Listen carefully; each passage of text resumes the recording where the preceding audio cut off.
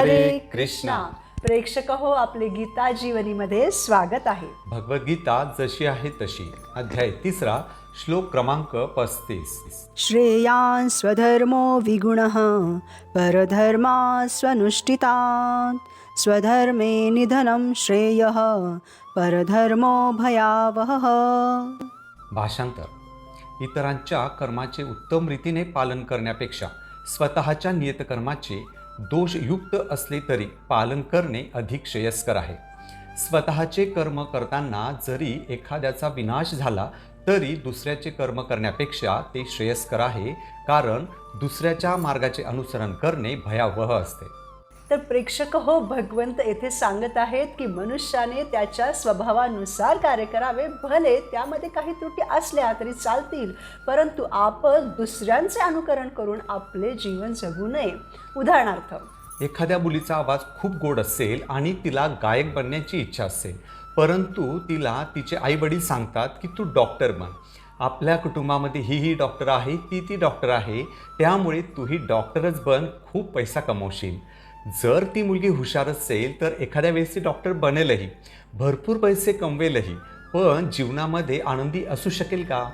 जेव्हा केव्हा गायनाचा विषय निघेल किंवा गाण्यांचा विषय निघेल तेव्हा तिच्या चेहऱ्यावर एक विलक्षण चमक येईल आणि ती आवड पूर्ण न करू शकण्याची खंतही.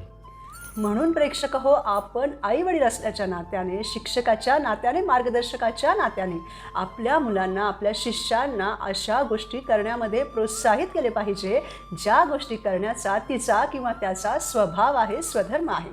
प्रेक्षक हो, नियतकर्म म्हणजे आपल्या वर्ण आणि आश्रमानुसार म्हणजे स्वभावानुसार अपेक्षित असणारी कर्मे होत. उदाहरणार्थ, जर आपण वर्ण घेतला ब्राह्मण, तर ब्राह्मण म्हणजे कोण याचे उत्तर स्वतः भगवंत भगवद्गीतेमध्ये 18व्या अध्यायामध्ये 42व्या श्लोकामध्ये देतात की जो शांती, आत्मसंयम, तपस्या, पावित्र्य, सहनशीलता, प्रामाणिकपणा, ज्ञान, बुद्धिमत्ता आणि धार्मिकता या स्वाभाविक गुणांनुसार वागतो तो ब्राह्मण होय. जो सत्यनिष्ठ असतो, अहिंसावादी असतो, ब्राह्मणाला इतरांप्रती दयाभाव असला पाहिजे इत्यादी. उदाहरणार्थ, एकदा एक ब्राह्मण नदीमध्ये स्नान करीत होता आणि त्याला एक विंचू त्या नदीच्या पाण्यामध्ये बुडताना दिसला. म्हणून त्या ब्राह्मणाने त्या विंचवाला स्वतःच्या ओंजळीमध्ये घेऊन काठावर आणण्याचा प्रयत्न केला, परंतु तेवढ्यात त्या विंचवानं त्या ब्राह्मणाच्या हाताला डंख मारला आणि तो पुन्हा पाण्यात पडला.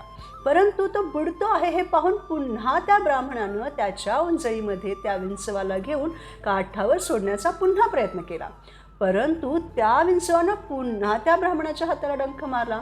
हे असं खूप वेळा झालं. तेव्हा बाजूलाच उभ्या असलेल्या दुसऱ्या मनुष्यानं त्या ब्राह्मणाला प्रश्न विचारला की तो विंचू तुम्हाला सारखा सारखा डंक मारतो आहे आणि तरीही तुम्ही सारखा सारखा त्याला वाचवण्याचा प्रयत्न का करीत आहात? तेव्हा त्या ब्राह्मणानं उत्तर दिलं की मी ब्राह्मण आहे आणि दयाशील असणं हा माझा स्वभाव आहे. मी त्या स्वभावाचा त्याग करूच शकत नाही. त्या विंचवाचा स्वभाव आहे डंख मारण्याचा. तो जर त्याचा स्वभाव सोडण्यास तयार नाही तर मी त्याच्यावर दया करून त्याचा जीव वाचवण्याचा माझा स्वभाव का सोडू? प्रेक्षक हो, आपल्याला वाटू शकतो की हे अव्यवहार्य आहे, अशक्य आहे, पण आपल्या स्वभावानुसार वागणं कसं योग्य आहे हे समजण्याकरता आपण आणखी एक उदाहरण बघू. तर एकदा एक मनुष्य होता आणि त्याच्या घरामध्ये एक गाढव आणि एक कुत्रा त्यानं पाळलेला होता. तो जो गाढव होता ना, तो खूप विश्वासू होता, परंतु तो कुत्रा मात्र खूप आळशी होता. तो रात्रीही झोपलेलाच असायचा. तेव्हा हा गाढव असा विचार करत असे की हा कुत्रा तर झोपलेला आहे आणि माझ्या मालकाच्या संरक्षणासाठी, त्याच्या घराच्या संरक्षणासाठी मी जागा राहिलं पाहिजे. म्हणून तो प्रामाणिकपणे जागा राहायचा आणि घराचं संरक्षण करायचा. तेव्हा एक दिवस काय झालं? एक रात्री काही चोर तिथे आले आणि ते पाहून तो गाढव जोर जोरात ओरडू लागला आणि त्याचं ओरडणं ऐकून आजूबाजूचे लोक झोपेतून जागे झाले आणि विचार करू लागले की या गाढवाला काय झालं, हा असा का ओरडतो आहे. तेव्हा त्याच्या आवाजानं ते चोर खूप घाबरले आणि ते विचार करू लागले की बाप रे, या कुत्र्याच्या आवाजानं तो मालक उठेल नाही उठेल माहीत नाही, पण या गाढवाच्या आवाजाने तर सगळेच उठू लागले आहेत आणि ते आता आपल्याला पकडतील ह्या भीतीनं ते चोर तेथून पळून गेले. आणि तेवढ्यातच तो मालकही त्या गाढवाच्या काळजीपोटी घराच्या बाहेर आला. तेव्हा तो गाढव त्या मालकाकडे बघून स्मितहास्य करीत होता की त्याच्यामुळे ते चोर पळून गेले म्हणून. परंतु चोर न दिसल्याने तो मालक मात्र झोपमोड झाल्याने त्या गाढवाकडे रागाने बघत होता आणि त्या रागापोटीच त्या मालकाने काठी घेतली आणि त्या गाढवाला चांगलाच धुवून काढला. हे सर्व होत असताना त्या कुत्र्याचीही झोपमोड झालेली होतीच. आणि मग तो मालक पुन्हा झोपे गेला. तेव्हा तो कुत्रा त्या गाढवाला म्हणाला की तू वेडा आहेस का रे, तू मला का नाही उठवलंस, तू मला उठवलं असतं तर मी त्या चोरांवरती भुंकलो असतो ना, ते चोर पळून गेले असते आणि मालकाने कळलं असतं आणि त्यांनी तुला कशाला मारलं असतं. माझं काम तू का केलंस, तू मला उठवायला हवं होतंस, मी माझं कर्तव्य केलं असतं. म्हणजे कुत्र्याचं कर्तव्य करणं हे त्या गाढवासाठी किती धोकादायक ठरलं बघा. म्हणून प्रेक्षक हो, मनुष्याने त्याच्या स्वभावाला अनुसरून कार्य केले पाहिजे. दुसऱ्याच्या नियतकर्मांचे अनुकरण करण्यापेक्षा मृत्यूच्या अंतिम क्षणापर्यंत आपल्याच नियतकर्मांमध्ये दृढ राहिले पाहिजे, नाही तर भयावह परिस्थिती निर्माण होते. जसे राजा बनणे, प्रशासन करणे हे दुर्योधनाचे कर्तव्य नव्हतेच, परंतु तरीही त्याला राजा बनायचं होतं. त्यामुळे मग किती धोकादायक परिस्थिती निर्माण झाली हे तर आपल्याला माहीतच आहे. प्रेक्षक हो, जेव्हा न्यायाधीशाला अंतिम निर्णय द्यायचा असतो ना, तेव्हा ते ऑर्डर ऑर्डर असं दोनदा म्हणून त्यांचा अंतिम निर्णय सर्वांसमोर मांडतात. त्याचप्रमाणे आपल्या कर्तव्यांचे पालन दोषयुक्त असलं तरी पण तेच करणं श्रेयस्कर आहे, परंतु दुसऱ्यांच्या कर्तव्यांचे आपण पालन करणे धोकादायक आहे. हेच तत्त्व भगवंत येथेही आणि भगवद्गीतेच्या 18व्या अध्यायातील 47व्या श्लोकामध्ये दुसऱ्यांदा सांगतात. यावरून आपण हे समजून घेतलं पाहिजे की हे तत्त्व किती महत्त्वाचं आहे. त्याचप्रमाणे वाघाने एखाद्या मनुष्याचा बळी घेतला तर ते पापकृत्य मानले जात नाही, परंतु एका मनुष्याने दुसऱ्या मनुष्याची हत्या केली तर ते पापकृत्य मानले जाते आणि अपराधी मनुष्यास फाशीची शिक्षा देण्यात येते. अशा रीतीने शास्त्रांनी समाजातील उच्च आणि नीच श्रेणीच्या लक्षणांना अनुसरून विभिन्न प्रकारची विहित कर्तव्ये सांगितलेली आहेत.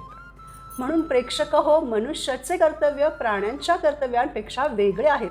मनुष्य सोडून इतर प्राणी आहार, निद्रा, भय आणि मैथून यांच्यामध्येच सतत व्यस्त असतात, परंतु मनुष्य जीवनामध्ये कर्तव्य, जबाबदाऱ्या, स्वधर्म यांची प्रधानता आहार, निद्रा, भय, मैथून या 4 गोष्टींपेक्षा नक्कीच जास्त आहे. म्हणून मनुष्याने प्रत्येक कर्म, कर्तव्य जबाबदारीने पार पाडावे अशी अपेक्षा असते. म्हणून भगवंत अर्जुनाला सांगतात की हे युद्ध झाल्यानंतर धर्माची स्थापना होणार आहे, म्हणून हे युद्ध करणं हा तुझा स्वधर्म आहे, ते तू कर. म्हणून प्रेक्षक हो, ब्राह्मणाने ब्राह्मण उचित कार्य केले पाहिजेत, क्षत्रियाने क्षत्रिय उचित कार्य केले पाहिजेत. क्षत्रिय हा नेहमीच खरं बोलू शकत नाही, कारण त्याला काही व्यवस्थापन करायची असते. त्यासाठी त्याला खोटं नाही बोलावं लागलं तरी काही गोष्टी लपवून ठेवाव्या लागतात. क्षत्रिय हा सतत अहिंसावादी असू शकत नाही, त्याला तसे राहता येत नाही, कारण जर त्याच्या राज्यामध्ये शत्रूंना आक्रमण केलं तर त्याला हिंसा करावीच लागते. त्याचप्रमाणे वैश्याचाही धर्म वेगळा असतो. जेव्हा एखादा व्यावसायिक व्यवसाय उघडतो तेव्हा भले तो आपला मित्र असो किंवा आपला नातेवाईक असो, आपण त्याच्याकडे गेल्यानंतर तो आपल्याला भले असं म्हणत असेल की मी तुमच्याकडून काहीही कमवत नाही बरं का, परंतु तसं होऊ शकतं का? प्रत्येक दुकानदार त्याच्या गिरायकाला असं बोलतो, परंतु तो त्याचा नफाही कमवत असतोच. प्रेक्षक हो, 2 स्तर आहेत, भौतिक कर्मे आणि आध्यात्मिक कर्मे. भौतिक कर्मे म्हणजे भौतिकदृष्ट्या प्रगती करण्यासाठी शरीर, मन, बुद्धीला आपण कसे पुढे घेऊन जाऊ, त्यासाठी प्रकृतीच्या गुणांच्या प्रभावाखाली मनुष्याच्या मानसिक आणि शारीरिक स्थितीला अनुसरून सांगण्यात आलेली कर्मे म्हणजेच नियतकर्मे होत. तर आध्यात्मिक कर्मे म्हणजे आत्म्याशी संबंधित कर्मे होत. आपण आपला आत्मा कसा शुद्ध होईल, भगवंतांच्या दिशेने कसा प्रगती करेल हे पाहणे होय. आध्यात्मिक कर्मे ही श्रीकृष्णांच्या दिव्य सेवेसाठी आध्यात्मिक गुरूंनी दिलेल्या आज्ञेनुसार केली गेली पाहिजे. म्हणजे मनुष्य त्याच्या स्वभावाला अनुसरून जी कर्तव्य आहेत ती पूर्ण करीत असतानाच तो त्याच्या आयुष्यामध्ये भक्तीचाही अंगीकार करू शकतो, कारण हा आत्म्याचा स्वभाव आहे. उदाहरणार्थ, अर्जुनाला अगोदर युद्ध करायचं नव्हतं, तेव्हा श्रीकृष्ण सांगतात की हे अर्जुना, तू क्षत्रिय आहेस, उठ आणि लढ. तेव्हा अर्जुनाने श्रीकृष्णांच्या प्रसन्नतेसाठी युद्ध केले. त्याचप्रमाणे ब्राह्मणाने शास्त्रांचा प्रचार केला पाहिजे, सत्यवचनी असले पाहिजे, ते सुद्धा भगवंतांच्या प्रसन्नतेकरिता. क्षत्रियांनीही देशाची, राज्याची रक्षा करण्यासाठी लढाई केली पाहिजे, परंतु तीही श्रीकृष्णांच्या प्रसन्नतेसाठी. वैश्यांनीही व्यवसाय करावा, परंतु त्याच्यातून जी कमाई होते त्यातून काही लक्ष्मी भगवंतांच्या सेवेमध्ये लावावी. जेव्हा मनुष्य श्रीकृष्णांना अशा प्रकारे स्वतःच्या जीवनाचा केंद्रबिंदू बनवतात, तेव्हा तो त्याच्या जीवनामध्ये खूप मोठे सकारात्मक परिवर्तन बघतो. कृष्ण भक्ती केल्याने मनुष्याने स्वतःचा स्वभावही बदललेला आहे. उदाहरणार्थ, विश्वामित्र हे मूलतः क्षत्रिय होते, परंतु भगवंतांची भक्ती करण्यासाठी त्यांनी स्वतःला ब्राह्मण बनवले. तर परशुराम हे मूलतः ब्राह्मण होते, भगवंतांचे अवतार होते, जमदग्नी ऋषींचे पुत्र होते. एकदा जमदग्नी ऋषींकडून एका राजाने त्यांची सुरभी नामक गाय चोरून नेली आणि ऋषींशी दुर्व्यवहारही केला. तेव्हा कृष्णभक्त जमदग्नी ऋषींसाठी परशुरामांनी जाऊन त्या राजाशी युद्ध करून ती सुरभी गाय परत मिळवली. ते तर ब्राह्मण होते, परंतु त्यांनी येथे क्षत्रियाचे कार्य केले. म्हणून आपण आपल्या जीवनाच्या केंद्रस्थानी श्रीकृष्णांना ठेवून आपल्या जीवनातील कर्तव्ये पूर्ण केली पाहिजेत, स्वधर्म पूर्ण केला पाहिजे. अशा प्रकारे भौतिक असो की आध्यात्मिक, भौतिकही गोष्टी भगवंतांनी वर्णाश्रमानुसार निर्धारित करून ठेवलेल्या आहेत. त्याचप्रमाणे आध्यात्मिक म्हणजेच भक्तीशी संबंधित जे काही नियम आहेत ते सुद्धा भगवंतांनी निर्धारित करून ठेवलेले आहेत. म्हणून या दोन्ही गोष्टी आपण गुरूंच्या निर्देशनानुसार केल्या पाहिजे. म्हणजे काही भौतिक कार्य असतील, जसे की नोकरी, व्यवसाय, शिक्षण इत्यादी, किंवा आध्यात्मिक कार्य म्हणजे भक्ती, या गोष्टी आपण प्रामाणिक गुरूंची शरणागती स्वीकारून त्यांच्या मार्गदर्शनानुसार केल्या पाहिजे, निर्देशनानुसार केल्या पाहिजे. उदाहरणार्थ, आपण कुठेतरी पैसे गुंतवतो, काहीतरी सामान खरेदी करतो किंवा तिकीट खरेदी करतो वगैरे. तर प्रत्येक कार्याचे काही ना काही निर्देश असतात, नियम असतात. त्याचप्रमाणे आपल्यासाठी आपली भौतिक नियतकर्मे आणि आध्यात्मिक कर्मे ठरवून दिलेली आहेत. त्याप्रमाणे त्रुटी राहत असल्या तरी आपण आपली अपेक्षित कर्मे केली पाहिजे. म्हणून प्रेक्षक हो, जीवनात आनंदी राहण्यासाठी आपण भौतिक प्रकृतीच्या गुणांनुसार आपली भौतिक कर्मे पूर्ण केली पाहिजे आणि आध्यात्मिक गुरूंच्या आज्ञेनुसार आपली आध्यात्मिक कर्मेही पूर्ण केली पाहिजे. पुढील भागात आपण भगवद्गीतेच्या 3ऱ्या अध्यायातील पुढील श्लोकांवर मनन करू.